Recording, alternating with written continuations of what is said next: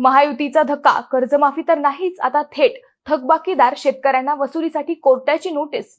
नुकत्याच झालेल्या विधानसभा निवडणुकीत महायुती सरकारने शेतकऱ्यांना शेती कर्जमाफी करणार असल्याचे आश्वासन दिले आणि शेतकऱ्यांनीही मोठ्या प्रमाणात महायुतीला साथ दिली। पण आता महायुतीने कर्जमाफी तर नाहीच दिली, पण थेट राष्ट्रीयकृत बँकांसह अन्य बँकांनी थकबाकीदार शेतकऱ्यांना थेट कोर्टाची नोटीस काढली आहे। थकीत कर्ज भरा अथवा कर्ज प्रकरण नवजुनं करून घ्या, अन्यथा तुमचे प्रकरण राष्ट्रीय लोक अदालतमध्ये तडजोडीसाठी का ठेवण्यात येऊ नयेत, अशा आशयाची ही नोटीस आहे।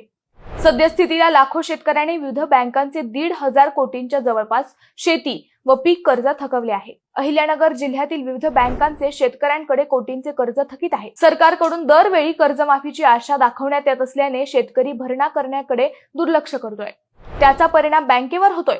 नगर जिल्हा बँक ही जिल्ह्यातील शेतकऱ्यांना शेती कर्जाचा पुरवठा करणारी सर्वात मोठी सहकारी तत्वावर संस्था असून दरवर्षी 2,000 कोटींहून अधिक शेती कर्जाचा पुरवठा बँक करते। थकीत कर्जाची वसुली अथवा नवजुनं न झाल्यास त्याचा परिणाम बँकेच्या अर्थकारणावरही होणार हे नक्की। त्यामुळे शेतकरी आणि बँका या दोघांचेही फसवणूक महायुती शासन करतंय का असा सूर सध्या निघतोय। त्यातच हे प्रकरण थेट कोर्टात जाणार असल्याने कर्जमाफीच्या आशेवर असणाऱ्या शेतकऱ्यांना हा जबर धक्का मानला जात आहे।